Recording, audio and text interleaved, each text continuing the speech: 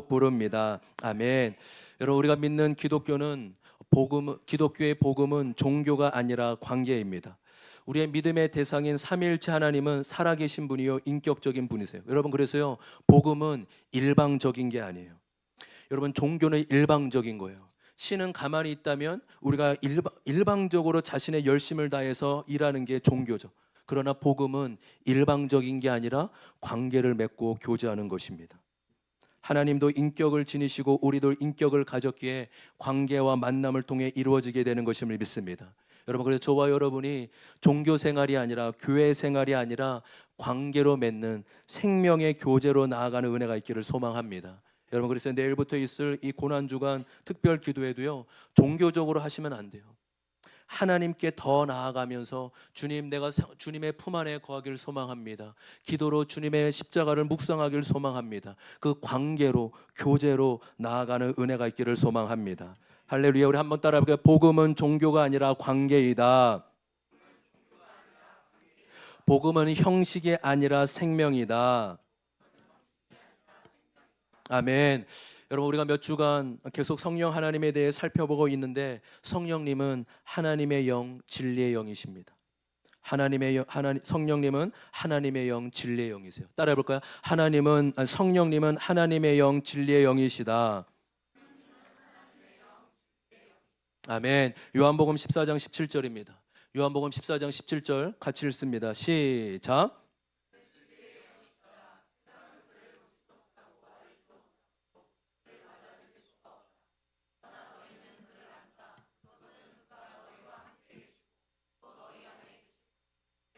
아멘. 저 앞에 좀 화면이 안 나오는데 좀 체크해 주시길 바라겠습니다. 여러분, 예수님께서 우리에게 분명히 약속해 주셨죠. 내가 비록 아버지께로 가지만 아버지께서 보혜사를 우리에게 보내주실 것이라고 말씀하셨습니다. 또 성령님이 오시는데 17절에 뭐라고 말씀하시죠? 어디에 오신다고 말씀하십니까? 어디에 오신다고요? 너희와 함께, 그리고요, 너희 안에 계신다라고 약속해 주셨습니다. 여러분, 예수를 믿는 자들 안에 성령이 내주하고 계심을 믿습니다. 예수 그리스도를 나의 구원자요 나의 주인으로, 주님, 내가 예수님을 믿습니다. 내 마음에 나의 구원자요 주인으로 영접합니다. 이렇게 진정으로 고백하고 믿는 자에게 예수의 영이신 성령님이 마음에 들어와 계신 줄 믿습니다. 여러분, 그렇게 해요. 저와 여러분이 예수 그리스도를 진정으로 믿는다면 성령님을 어떻게 받을 것인지는 더 이상 중요하지 않아요. 여기 가면 성령 받더라, 저기 가면 성령 받더라, 그렇지 않아요. 예수를 믿고 있다면 성령은 이미 받은 줄 믿습니다. 왜 그렇습니까? 성령이 아니고서는 예수를 믿을 수 없기 때문이에요. 예수를 믿는 자에게는 이미 성령님이 오셨음을 믿습니다. 그래서 여러분, 우리가 성령의 충만함을 단란한 이유는 성령을 안 받았기 때문이 아니라 성령을 받았는데 생명 넘치는 삶, 능력 넘치는 삶을 살기 위함인 것임을 믿습니다. 지난주에 말씀드렸잖아요. 결혼식과 결혼 생활을 비유로 말씀드렸잖아요. 그러니까 예수를 믿고 영접하는 것은 결혼식이에요. 그러니까 그때 성령이 임했어요. 성령 세례를 받았습니다. 근데 여러분, 결혼식이 끝나는가요? 결혼해보니까 물론 결혼식 너무 중요하죠. 그런데 결혼 후의 생활이 훨씬 더 중요하더라고요. 그 결혼식을 통해 결혼 생활을 어떻게 할 것인가, 바로 서로 책임지고 서로 사랑하는 삶을 살아야 되지 않겠습니까? 동일하게 우리가 예수 그리스도를 믿었지만 성령님이 내 안에 오셨지만 계속적으로 성령의 충만함을 구해야 될 줄 믿습니다. 그래서 여러분, 성경을 보시면 요한복음은 성령님을 인격적인 분, 내주하는 분으로 소개하고 있어요. 요한복음은 성령님을 어떤 분으로 소개하고 있다고요? 인격적인 분, 내주하는 분이요. 따라해 봅시다. 인격적인 분, 내주하는 분. 그렇게 요한복음은요, 성령님의 말씀하신다, 내주하신다, 역사하신다, 인격적이다 소개하는데, 사도행전에 가면은 성령님은 능력으로 임하시는 분, 역사를 일으키는 분, 소생케 하는 분으로 소개하고 있습니다. 할렐루야. 이 두 가지가 균형이 맞춰야 되는 것이죠. 그래서 여러분, 이렇게 정리하면 좋을 것 같아요. 한번 보실까요? 성령님은 이런 분이세요. 바로 우리 안에 내주하고 계신 분이세요. 또 두 번째, with, 함께 곁에 계신 분. 또 세 번째로 upon, 위로부터 능력으로 임하시는 분. 할렐루야. 이 세 가지, 그렇구나. 성령님이 내 안에 내주하시고, with, 함께 하시고, upon, 위로부터 능력으로 임하시는 거구나. 여러분, 성령님이 이렇게 우리와 함께 하시는데 놀랍지 않습니까? 여러분, 이 세 가지 하나하나가 다 귀한 사역이고 귀한 놀라운 은혜임을 믿습니다. 내 안에 계시고 나와 함께 계시고 또 나의 곁에서 나를 도우시고 능력을 주시는 하나님, 여러분 얼마나 큰 은혜이고 놀라운 축복입니까? 그래서 여러분, 제가 종종 말씀드린 것처럼 예수를 믿는 건 달리는 말에 당근을 주는 게 아니에요. 예수를 믿는 건 달리는 말에 날개를 주는 것입니다. 여러분, 예수를 믿는 건 존재가 달라지는 것임을 믿습니다. 할렐루야. 요한복음 우리 고린도후서 5장 17절에 누구든지 그리스도 안에 있으면 새로운 피조물이라. 여러분, 예수를 믿는 건 새로운 피조물로 존재 자체가 바뀌는 것임을 믿습니다. 아멘. 여러분, 이 말씀이 진리이고 사실이요, 하나님의 말씀이 그렇다면 그런 줄 믿습니다.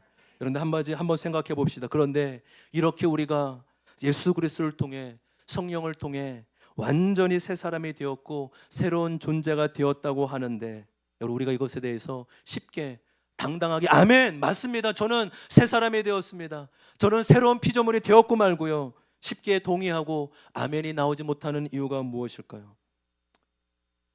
여러분, 성경은 놀라운 진리를 말해주는데 우리는 그것만큼 새로워지거나 변화된 것 같지 않기 때문인 것이죠. 여러분, 그래도 한 가지 질문을 드립니다.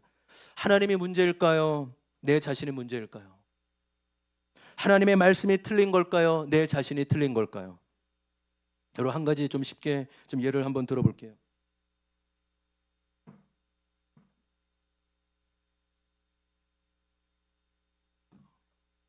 물이 떨어질까 봐 겁나는데, 여러분, 이게 물 보이시나요? 투명. 여러분, 물에 이렇게 가득 찬, 여기다가 올려보겠습니다. 이렇게 물이 가득 찼어요. 여러분 작은 물병을 한번 물 속에 가득 넣어 보도록 하겠습니다. 여러분, 보이시나요? 좀? 안 보이면 어쩔 수 없습니다. 그냥 믿음으로 보시길 바랍니다. 좀 보여드릴게요. 여러분, 물병을 물 속에 넣었지만, 그쵸? 물병 곁에, 위에, 옆으로는 온통 물로, 그쵸? 물로 가득 찼습니다. 이렇게 있으면 당연히 물병에 물이 가득 차야 되는데, 물병에 물이 들어갑니까? 들어가지 않습니까? 전혀 들어가지 않죠. 왜 그렇습니까? 왜 그렇죠? 그렇죠. 물병이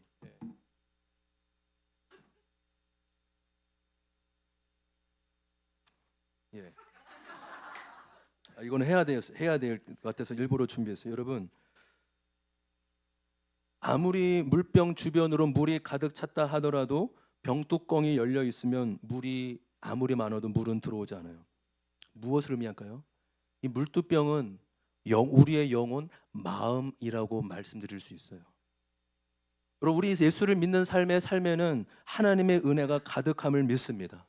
어느 정도로요? 여기 말씀처럼요, 내 안에 성령으로, 하나님의 영으로 내 곁에 하나님께서 내 위로의 능력으로 부어주시는 하나님, 온통 은혜로 가득함을 믿습니다. 그럼에도 여러분, 은혜가 들어오지 못하는 것은 은혜가 없어서가 아니라 바로 내 영혼, 내 마음이 어떠한지에 달려있다라는 거예요. 아무리 물에 가득 찼어도 이 물뚜껑 하나, 이 조그만 것 하나 때문에 물을 받아들일 수 없다? 똑같은 거예요. 아무리 하나님의 은혜가 온통 내 삶을 지배하고 있다 하더라도 내 마음이, 내 영혼의 상태가 어떠하는지에 따라 그 은혜가 임하기도 하고 은혜가 임하지도 못할 수도 있다라는 것입니다. 하나님이나 성령의 문제가 아니라 내 마음에 달려있다라는 거예요. 따라 볼까요? 하나님이 아니라 내 마음에 달려있다. 아멘. 여러분 꼭 기억하셨으면, 그렇구나, 온통 이것은 진리예요, 사실이에요, 변함이 없다고요. 그런데 변하는 건 무엇일까요? 내 마음이잖아요. 내 영혼이잖아요.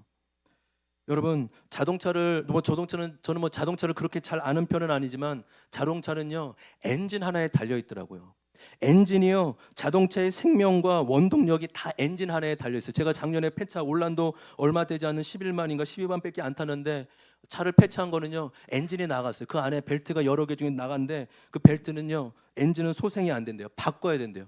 근데 바꾸는데 500만 원, 600만 원 드니까 이걸 중고차보다 비슷하기 때문에 바꿀 수가 없다. 고민하다가 폐차를 시켰습니다. 엔진이 그만큼 중요한 거예요.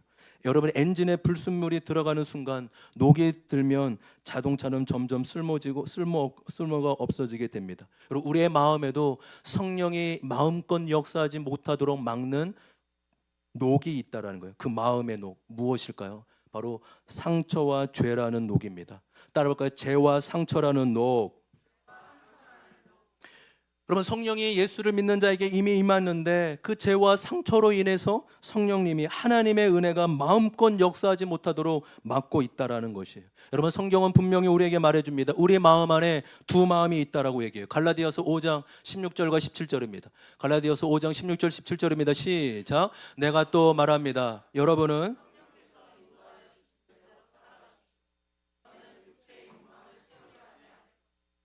육체의 책망은 성령을 거스리고 성령이 바라시는 것은 육체를 거스립니다. 이 둘이 서로 적대 관계에 있으므로 여러분은 자기가 원하는 일을 할 수 없게 됩니다. 아멘. 성경은 우리에게 믿는 자의 마음에 육체의 소욕과 성령의 소욕이 있다고 말합니다. 이것이요 어떤 관계냐면 17절을 주목해 보십시오. 바로 적대 관계라고 말하는 거예요. 그러니까 육체의 소욕이 커지면 성령의 소욕이 작아지고 성령의 소욕이 커지면 무슨 소욕이 작아질까요? 할렐루야. 잘 따라오고 계시죠? 여러분 오늘 말씀이 조금 지금까지 쉬운데 앞으로 좀 어려워져요. 잘 들으셔야 돼요. 오늘 말씀을. 저 기도 많이 했습니다 오늘. 그리고 오늘 특별히 저는 뭐 이렇게 저 예배 가운데 뭐 영적 전쟁 사단 이렇게 뭐 그렇게 많이 언급하지 않지만 오늘 좀 여러분이 생각을 집중해서 말씀을 들었으면 좋겠어요. 말씀 통해 좀 생각을 빼앗기지 않았으면 좋겠다. 그러기 위해서 여러분 자세부터 편하게 앉지만 저를 눈을 똑바로 뜨시고 저를 잘 이렇게 보시길 바랍니다. 예. 귀도 쫑긋하고 눈도 저를 보시면서 잘 집중했으면 좋겠어요. 적대 관계래요. 육체의 소욕이 커지면 성령의 소욕이 작아지고 성령의 소욕이 커지면 육체의 소욕이 작아진다라고 말합니다. 여러분 지금 이 말씀은 예수를 믿는 자에게 하시는 말씀이에요. 다시 말씀드리면 예수를 믿지 않는 자들에게는 육체의 소욕밖에 없다라는 거예요. 세상의 영밖에 없다라는 것입니다. 그러나 예수를 믿는 우리에게는 성령님이 오셨기에 성령의 소욕도 있는 것임을 믿습니다. 여러분 이 부분을 또 다른 성경에서는 이렇게 설명합니다. 에베소서 4장 22절과 24절 제가 읽겠습니다. 여러분 지난날의 생활 방식대로 허망한 욕정을 따라 살다가 썩어 없어질 그 옛사람을 벗어버리고 마음의 영을 새롭게 하여 하나님의 형상을 따라 참 의로움과 참 거룩함으로 지으심 받은 새 사람을 입으십시오. 22절을 보십시오. 여러분 이 말씀에 두 사람이 나와요. 바로 옛사람. 그렇죠? 22절에 나왔잖아요. 그 옛사람, 옛날 방식, 그렇죠? 욕정을 따르는 사람, 옛사람이 나오고 또 24절에 어떤 사람이 나옵니까? 바로 새 사람이 나와요. 여러분 옛사람이란 하나님 없이 살던 나, 내 마음대로 살고 내가 주인이 되어 살던 나를 말해요. 여러분 저와 여러분 안에 옛사람과 새사람이 있음을 믿습니다. 골로새서 3장 9절 10절도 동일하게 얘기해요. 제가 읽겠습니다. 서로 거짓말을 하지 마십시오. 여러분은 옛사람을 그 행실과 함께 벗어버리고 새 사람을 입으십시오. 이 새 사람은 자기를 창조하신 분의 형상을 따라 끊임없이 새로워져서 참 지식에 이르게 됩니다. 여러분 여기서도 동일하게 우리 안에 옛사람과 새사람이 있다고 말합니다. 여러분 물론 신학적으로 깊이 들어가면 조금 차이가 있겠지만 육체의 소욕과 옛사람을 그리고 성령의 소욕과 새사람을 같다고 보시면 될 것 같아요. 어렵지 않으시죠? 이해되시죠? 옛사람과 육체의 소욕, 새사람과 성령의 소욕. 여러분 성령이 없는 사람은 한 마음밖에 없다고요. 그러나 우리 예수를 믿는 자에게는 옛사람과 새사람 두 사람이 공존한다는 거죠. 여러분 그러면 한 가지 여기서 질문을 드려보겠습니다. 내 안에 옛사람이 살았을까요? 죽었을까요? 다시 한번요. 내 안에 옛사람이 살아있습니까? 죽었습니까?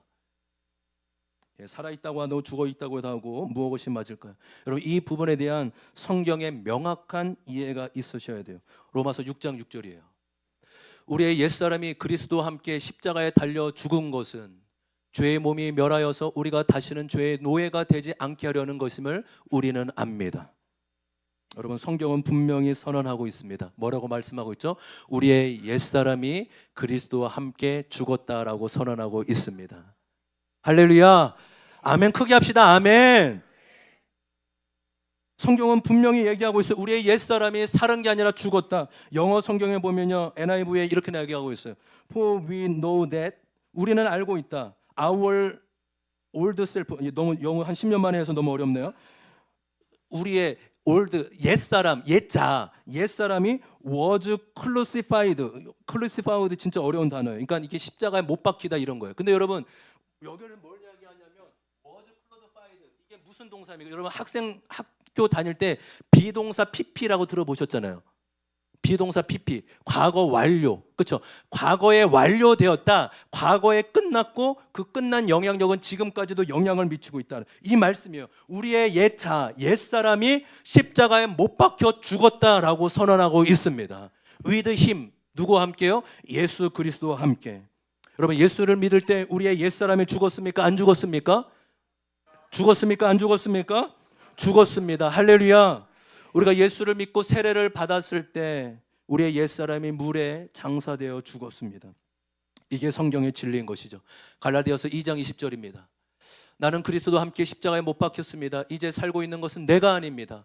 그리스도께서 내 안에 살고 계십니다. 내가 지금 육신 안에 살고 있는 삶은 나를 사랑하셔서 나를 위하여 자기 몸을 내어주신 하나님의 아들을 믿는 믿음 안에서 살아가는 것입니다. 내가 죽은 것은 바로 옛사람이고 그리스도 안에서 새 사람으로 살아가는 것임을 믿습니다. 여러분 그럼 더 중요한 게 있어요. 그러면 옛사람은 성경이 분명히 죽었다. 분명히 죽었습니다. 이거는 이 기준에서부터 시작되는 거예요. 아, 옛사람은 죽었지? 맞습니다, 주님. 나의 옛사람은 완전히 십자가에서 죽었습니다. 그런데 여러분 나의 삶을 보면 나 자신을 보면 왜 안 죽은 것처럼 여겨질까요? 여러분 옛사람이 안 죽은 것이 아닌데 죽었는데 그 영향력이 남아있는 거예요. 옛사람은 십자가를 통해 이미 완전히 죽었지만 영향력은 남아서 영향을 끼친다라는 것입니다.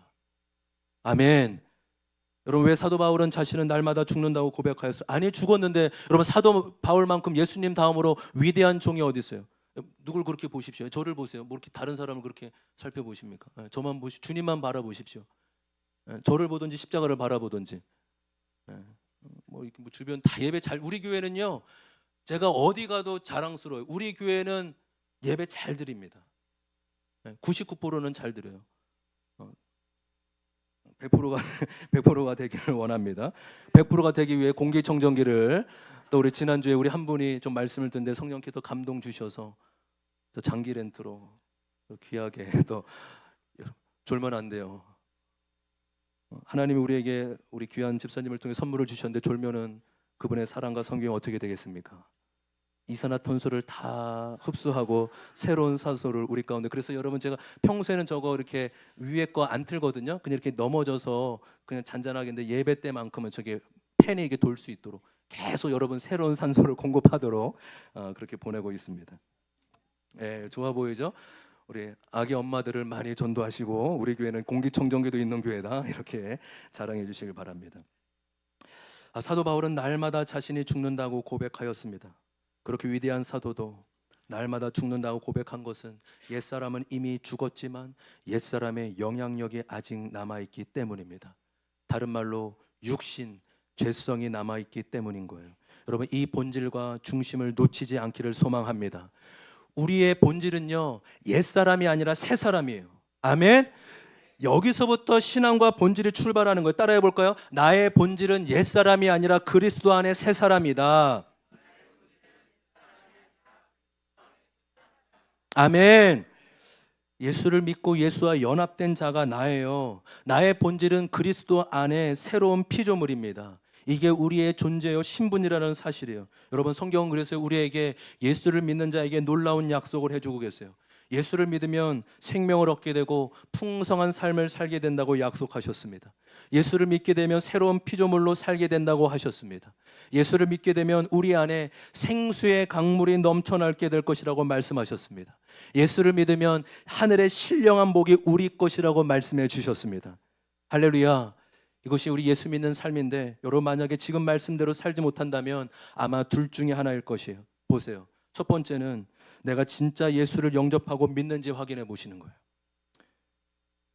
여러분 이것만큼 중요한 게 없어요. 아무리 신앙생활을 많이 해도 예수를 습관적으로는 교회는 다녔어요. 예수가 누군지는 알아요. 근데 듣고 배운 예수예요. 내가 인격적으로 나의 죄를 내가 100% 죄인임을 알지 못하고 예수 그리스도를 영접한 적이 없어요. 여러분, 그것만큼 안타까운 일이 어디 있습니까? 그러니까 저는 첫 번째는 아무리 우리의 신앙 가운데 강조해도 지나치지 않음을 믿습니다. 할렐루야.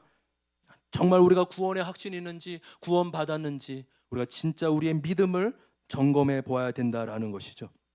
두 번째는 내가 예수를 믿고 영접한 것이 분명하는데도 죄와 상처로 인해 내 마음이 녹슬어서 그럴 수 있는 거예요. 다시 말해서 나의 옛사람의 영향력이 너무 크게 그럴 수 있다라는 거예요. 옛사람이 여전히 나를 지배하고 내 중심에서 나를 이끌고 있기 때문이라는 거예요. 성령이 이끌고 말씀이 나를 이끌어야 되는데 여전히 내가 주인이 되어 내 삶을 이끌어가기 때문이라는 거죠. 이 CCM 가수이자 교수인 이 하덕교 목사님이 계십니다. 여러분, 이분이 젊었을 때요, 시인과 총장이라는, 아마 뭐 저 세대나 저 윗세대 분들은 다 아실 거예요. 시인과 총장, 이 그룹에서 노래를 하셨는데 그때 불렀던 노래가 바로 가시나무라는 노래예요. 가시나무. 뭐 지금은 너무나 많은 가수들이 리메이크하여 불리는 곡인데 이 곡은 원래 이분이, 먼저 사진 좀 다시 떼어주세요. 청년 때 이분이요, 굉장히 똑똑한 분이에요. 공부도 많으시고. 근데 아무리 예술을 하고 공부를 많이 해도 인생의 허무함을 감출 수가 없었대요. 이렇게 인생이 허무하고 방황 가운데 주님을 만나게 됩니다. 그리고 나서 예수님을 만나고 나서 지은 노래가 바로 이 노래예요. 가사가 이렇습니다. 내 속엔 내가 너무도 많아 당신의 쉴 곳 없네. 내 속에 헛된 바램들로 당신의 편할 곳 없네. 내 속엔 내가 어쩔 수 없는 어둠, 당신의 쉴 자리를 뺏고 내 속에 내가 이길 수 없는 슬픔, 무성한 가지나무 숲 같네. 우리 친구들도 이 노래 다 아시죠? 한 소리 알아? 아이들 모르나요? 내 속엔 내가 너무도 많아. 모르나요? 오늘 집에 가서 들어보시길 바랍니다. 가시나무만 치면 너무 잘해요. 여러분, 이 하덕교 이분이 뭐 지금 젊은 아이돌도 이 노래 많이 리메이크하고 불렀는데 뭐 모르다. 여러분, 이 가사, 인생의 방향과 허물을 그치고 새로운 삶을 살았는데 마음의 괴로움이 있었어요. 이전의 세상의 괴로움이 아니에요. 이전에 주님을 몰랐을 때의 괴로움이 아니라고요. 예수를 믿었다고요. 예수를 분명히 인격적으로 모셨다고. 그런데 예수를 믿었는데 내 안에 하나님보다 내가 너무 크게 있는 거예요. 하나님의 역사하시고 하나님이 쉼을 주시고 하나님이 평안을 주고 계신데도 불구하고 내가 너무 크기 때문에 하나님이 쉬지 못하는 거예요. 하나님의 역사하고 있지 못한다고요. 여러분, 저와 여러분 고백 같지 않습니까? 여러분, 저와 여러분은 끊임없이 성령 안에서 내 옛사람을 벗어버리는 훈련을 해나가야 될 줄 믿습니다. 사도 바울의 날마다 죽는다는 것처럼, 주님, 나의 옛사람을 날마다 벗어버리고 죽는 훈련을 하게 하여 주시옵소서. 여러분, 왜 이것이 중요할까요? 여러분, 이것을 인식하지 못하면 예수를 믿어도 성령이 우리를 다스리는 게 아니라 나의 옛사람이 나를 다스리기 때문이에요. 옛사람이 죽었는데 옛사람의 영향력이 너무 크게 남아서 예수를 믿어도 예수가 나를 다스리는 게 아니라, 말씀이 나를 다스리는 게 아니라 나의 옛사람이 나를 이끌고 다닌다라는 것이에요. 여러분, 저는 오늘 이번 주에 원래 설교의 주제를 바꿨어요. 원래 이번 주에 설교는 성령 시리즈 세 번째로 성령님을 우리를 기대하게 하신다, 우리를 꿈꾸게 하신다, 이런 말씀을 준비했습니다. 근데 한 주를 지나면서 또 제가 받는 훈련을 통해 오늘 이 말씀을 나누고 싶었어요. 왜요? 성령이 안 계시고 성령이 역사를 안 하시는 것이 아니라 가장 큰 장애물은 바로 우리 안에 있다라는 거예요. 바로 내 안에 있다라는 것입니다. 아무리 말씀을 전하고 여러분 성령을 아무리 전한다 하더라도 나의 옛사람이 여전히 나를 이끌고 중심을 자리 잡고 있다면 무슨 소용이 있겠습니까? 여러분, 오늘 이 시간 나의 옛사람의 정체를 깨달아 밝혀드려지는 은혜가 있기를 소망합니다. 그래서 아까 말씀대로 여러분, 성령께 말씀을 들으면서 계속 생각하셔야 돼요. 사단에게 생각을 뺏게 하시면 안 돼요. 왜요? 오늘 옛사람의 정체를 하나님께서 말씀과 성령을 통해 드러나게 하는 은혜가 있기를 소망합니다. 아멘. 아멘. 크게 합시다. 아멘. 이거는 우리의 힘으로가 아니에요. 성령께서 말씀을 통해 내 옛사람의 본질과 옛사람의 정체를 깨닫게 하는 거예요. 제가 말씀을 준비하면서도 고민을 많이 했어요. 이것을 좀 세미나나 훈련을 통해 나눌까? 어쩌면 더 그게 효과적일 수도 있을 겁니다. 그런데요, 어쨌든 저와 여러분이 개척 멤버이고 여러분 공동체를 세워나가는 아주 중요한 분들이에요. 저는 여러분들이 너무나 중요한 분들이라고 저는 믿어요. 그래서 우리가 나중에도 훈련받고 뭐 세미나를 통해서도 다시 이렇게 경험할 수 있는 은혜가 있겠지만 전체적으로 이해함이 있기를 소망합니다. 여러분 조금 쉽지 않더라도 잘 따라와 주시면 감사하겠습니다. 여러분 다시 반복하지 않아도 2절까지 반복하지 않으셔도 괜찮겠죠? 아멘. 여러분 우리가 구속사의 큐티를 통해 말씀을 통해 내 죄를 보는 것이 핵심이지 않습니까? 말씀을 통해 내 죄를 본다라는 것은 단지 죄의 행위, 죄의 열마를 얘기하는 게 아니에요. 잘 들으세요. 넘겨주세요. 말씀을 통해 내 죄를 보는 것은 내 안에 있는 세상 방식, 내 안에 예차, 내 안에 세속적인 가치관이 무엇인지 깨닫고 회개하여 하나님께 돌아가는 것임을 믿습니다. 왜요? 하나님의 말씀보다 내 옛사람이 더 크게 영향을 미치기 있기 때문이죠.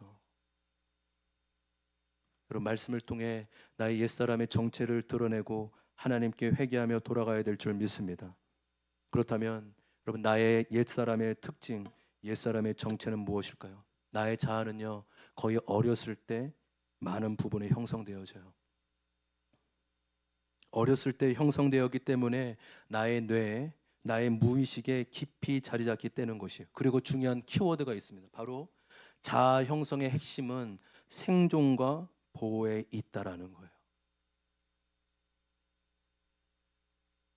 우리 화장실 가시면 뭐 어디서 빨리 들어오시라고. 지금 이거보다 박소연 집사님 그거 듣고 계시죠? 거기 교제실에 듣고 계시죠? 한 분이라도 애기 보시면서 잘 듣고 계시면 좋겠습니다. 보조실에 우리 전도사님 한번 가셔서 방송 시스템 한번 확인해 주세요. 여러분 이 부분이 너무 중요해요. 우리의 자아는 옛사람 자아는 어렸을 때 거의 어렸을 때 형성하게 되는데 그 형성의 핵심은 뭐에 있다고요?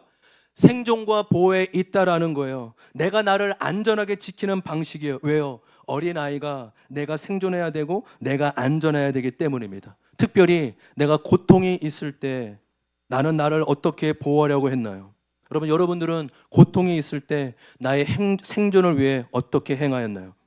여러분 지금 이 부분이 너무나 중요한 이유는 옛사람의 특징은 바로 여기 마지막에 보호적인 자아와 깊이 연관이 있기 때문이에요.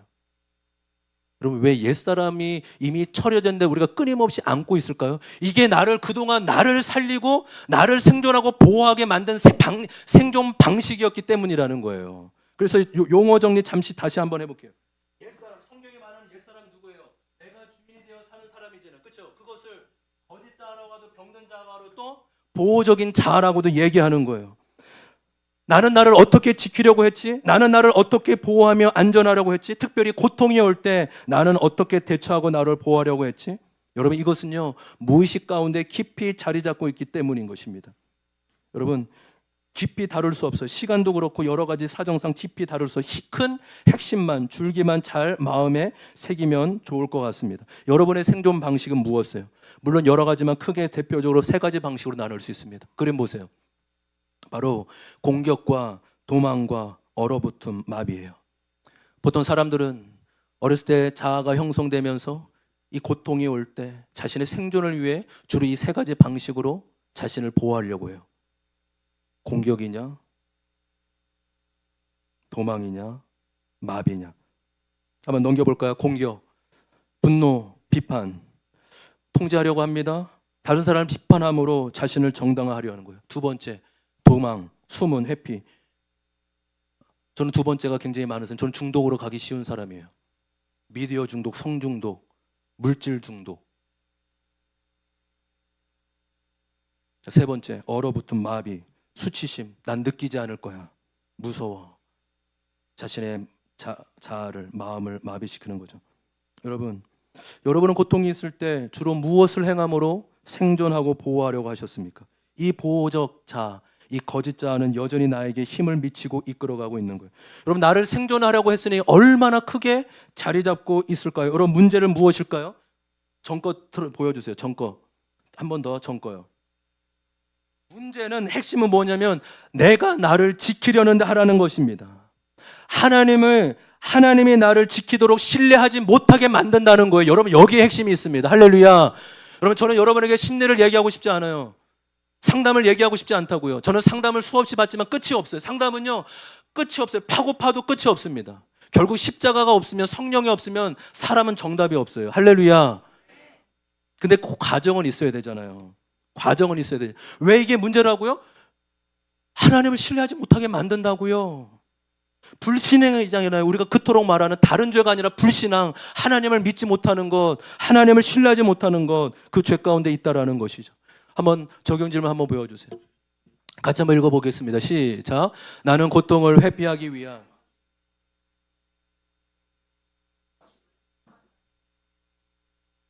여러분 어떠세요? 도움을 드리기 위해 제 이야기를 잠깐 하도록 하겠습니다. 저는 어렸을 때 저희 아버지가 골재업을 하셨어요. 뭐 큰 사업은 아니지만 그래도 뭐 중소기업으로 사업에 우선순위를 두면서 가정을 돌보는 시간이 많지 않았어요. 그래서 제가 어렸을 때 아버지 참 좋은 분이지만 함께 할 수 있는 시간은 많지 않았습니다. 또 어머니는 제가 알기로 가정 형평상 이 중학교밖에 나오지 못하셨지만 지혜롭고 똑똑한 분이셨어요. 여러분 그때만 해도 이 두 집 살림이라는 게 많았잖아요. 외할아버지가 친외할머니 말고도 작은 할머니를 두 집 살림을 한 거예요. 그러니까 지금으로선 말도 안 되는 일이지만 그때만 해도 그런 일이 종종 있었다고 해요. 저희 어머니는 그 외할머니, 친외할머니의 장녀였고 생활력도 아주 강한, 동생 중에 형제 중에 가장 똑똑한 분인데 돈이 없어서 학교를 못 가셨대요. 생활력도 강했어요. 근데 원 가족이 워낙 아픔이 많고 힘들다 보니까 그 어머니 안에도 해결되지 않는 아픔과 상처가 있었던 것 같아요. 그래서 저희 두 형제를 뭐 누구보다 잘 챙겨주시고 교육에 있어서 뭐 저희 형과 제가 똑똑하지 않습니까? 아, 예, 그래. 아니 뭐 몰라도 모르셔도 괜찮. 뭐 그 중요한 거 아니니까. 네. 그 제가 우리 새아들한테 경민아 그렇게 TV만 뭐 아빠를 닮아야 되는데 어떡하니? 엄마를 닮았나? 이렇게 제가 가끔 얘기해요.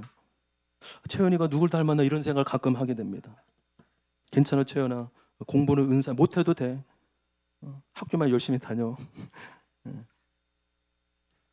근데 이렇게 생활에 필요한 거나 교육적인 부분엔 하셨지만 정서적인 부분, 친밀한 부분에선 부족함이 많았어요. 지금 생각해보면 제가 아기였으나 어렸을 때 저를 지그시 눈 마저 주시거나 안아주신 경험이 별로 없습니다.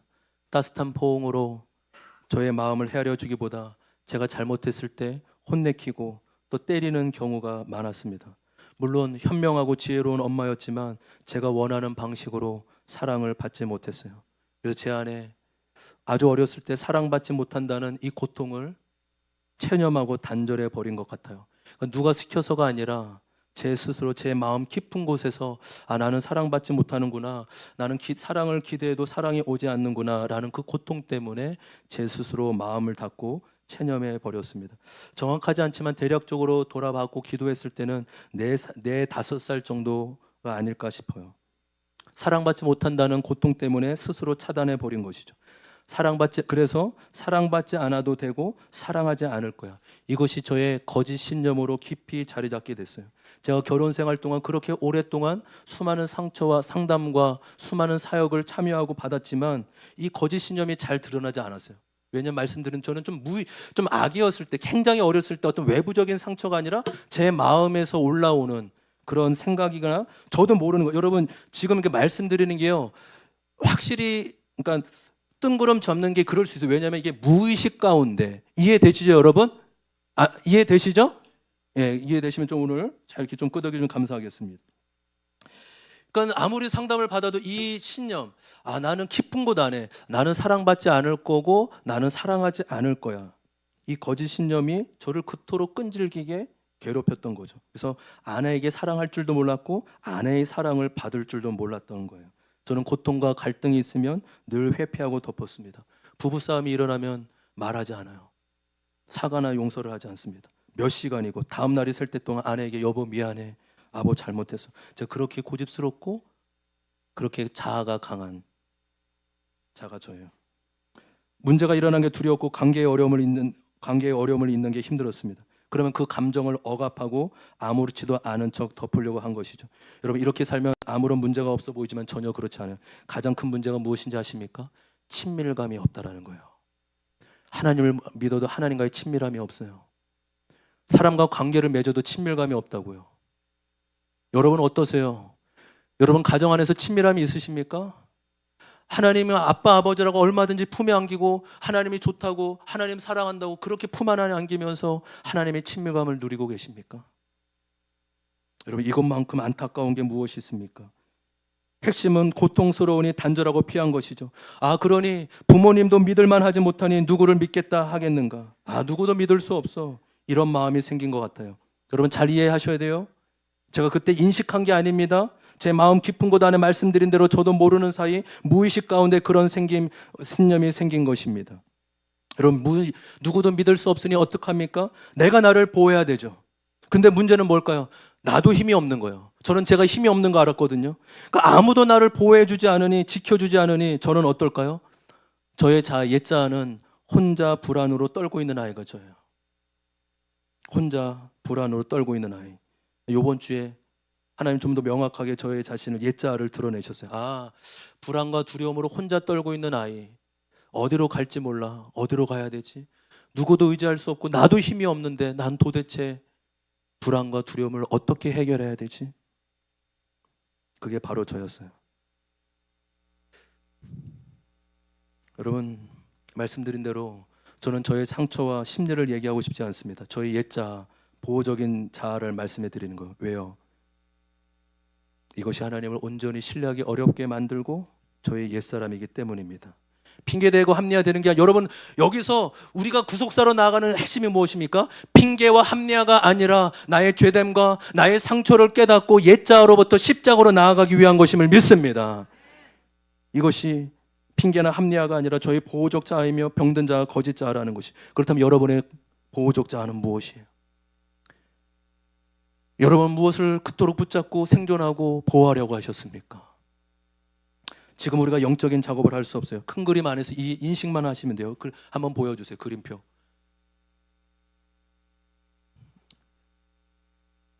쭉 그래 제가 짧게 읽겠습니다. 잘 보이시나요? 호구, 그러니까 나의 보호적 자아, 나의 생존 방식할 때 떠오르는 딱 인식해 보십시오. 호구, 배후, 분노, 영웅, 멍때림, 괴롭히는 사람, 순교, 혼란, 경멸, 무시, 항상 도움이 필요한 사람, 투명인간, 통제, 조종, 언제나 친절한 사람, 나는 괜찮아, 미추광이, 사기꾼, 벽, 비판하는 사람, 즐거움을 주는 사람, 마비된 사람, 보호자, 구원자, 압도됨, 독립적인 사람, 언제나 옳은 사람, 완벽주의자, 희생양, 문제야, 충실한 종, 열심히 일하는 사람, 피해자, 과도한 성취자, 게으름뱅이, 패배자, 나 건드리지 마, 바리새인 위선자. 여러분 어떠세요? 여러분의 보호적 자아는 누구입니까? 선빈아 오늘 말씀 그렇게 어렵지 않지? 그래요. 선빈은 저로 인한 상처가 많기 때문에 잘 와닿을 거라고 믿습니다. 적용 질문 보도록 하겠습니다. 같이 한번 읽어보겠습니다. 시작.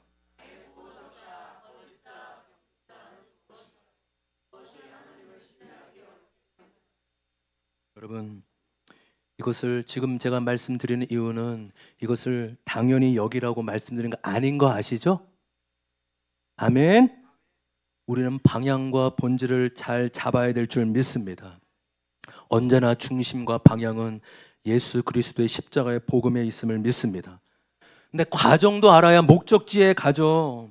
과정도 알아야 나도 살고 다른 사람도 살리죠. 여러분 물론 괜찮아요. 오늘 말씀이 어렵고 와닿지 않는 분, 그래 모르겠다. 나는 그냥 덮어놓고 오직 예수, 오직 십자가 이렇게만 믿으셔도 돼요. 여러분 믿음의 선조들은요 오늘 이런 거 하나도 모르셔도 얼마나 신앙생활 잘하셨어요. 순교적인 신앙으로. 그렇지 않습니까? 모르셔도 괜찮아요. 그런데 저는 이 시대가 이 정신적으로 특별히 마음에 너무 병든 이 시대는 이런 말씀을 꼭 알아야 될 줄 믿습니다. 왜요? 그래야 나도 살아나고 다른 누군가를 살릴 수 있기 때문이죠. 다른 누군가를 도울 수 있기 때문에. 당신의 삶의 증상을 보니까, 당신의 삶의 열매를 보니까 이런 부분에 아픔과 어려움이 있지 않았냐, 당신의 마음에 이런 고민과 고통이 있지 않았냐, 이렇게 다른 누군가를 살릴 수 있지 않겠습니까?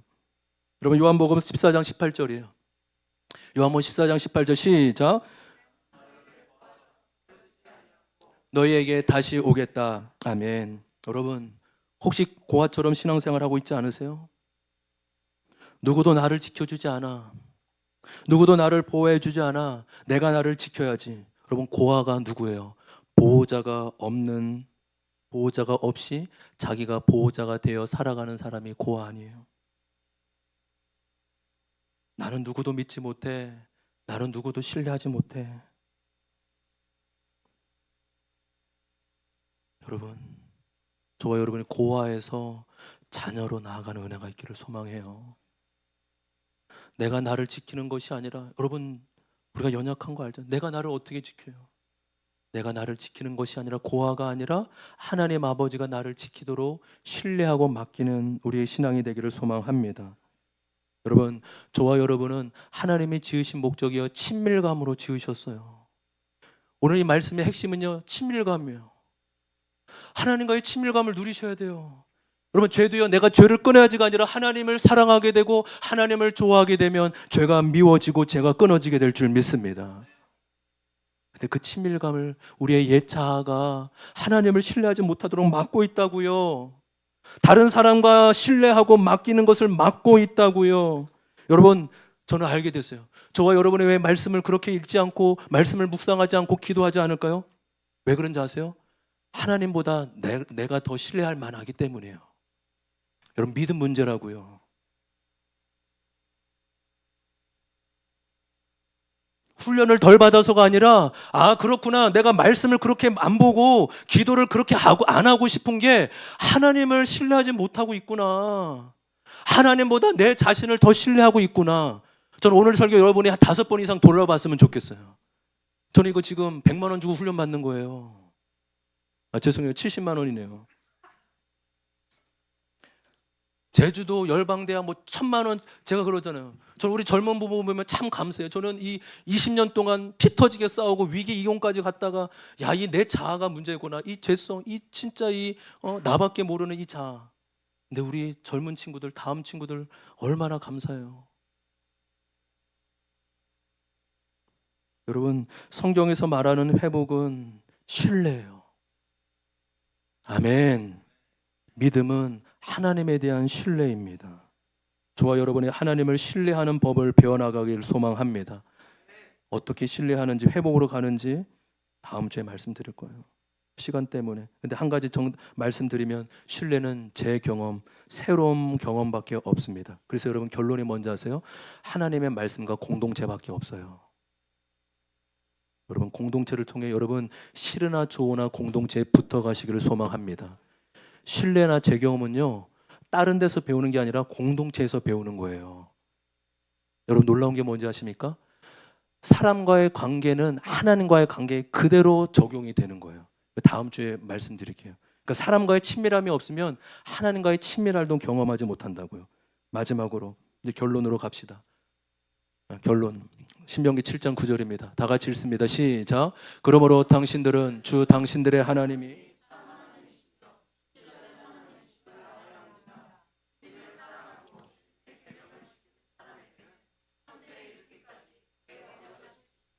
또 한결같은 사랑을 베푸시는 신실하신 하나님이심을 알아야 합니다. 아멘.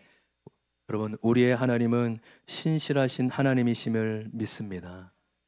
신실하다라는 것을 영어로 faithful, 믿을만하다. 우리 하나님 아버지는 믿을만하신 분이래요. 아멘. 믿어도 되는 분, 믿을만한 분, 하나님을 신뢰할 만한 해도 되는 분이심을 믿습니다. 마지막 로마서 18장 14절과 15절입니다. 다 같이 읽어보겠습니다. 시작. 하나님의 영으로 인도함을 받는 사람은 누구나 다 하나님의 자녀입니다. 여러분은 또다시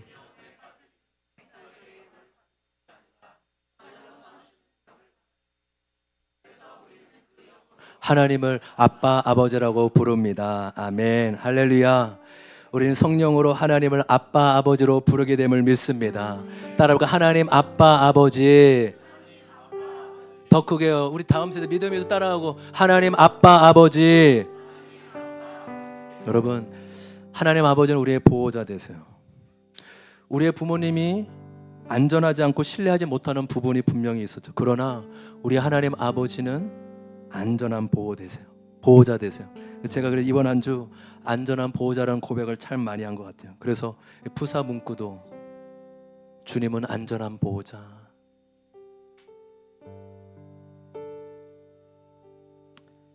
하나님 아버지는 안전한 보호자 되세요. 여러분, 저와 여러분이 옛사람을 의지하지 않고 성령을 의지하며 나아가기를 소망합니다.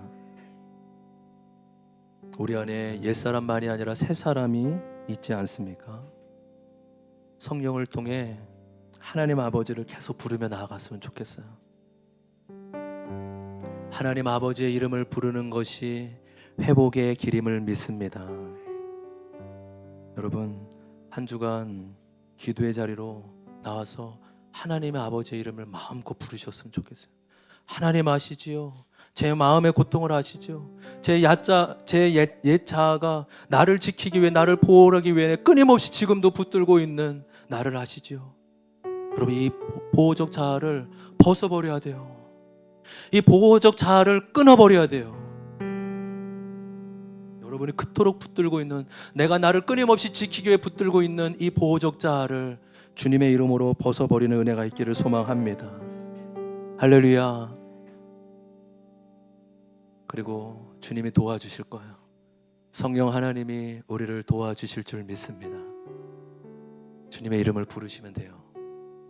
옛자가 아니라 새 사람으로 성령의 이름을 부르시면 됩니다. 우리가 이번 한 주 고난의 주간을 통해 예수님과 함께, 성령님과 함께 그런 영적인 작업을 해나가는 저와 여러분 되시길 주님의 이름으로 소망합니다. 다 같이 일어날까요?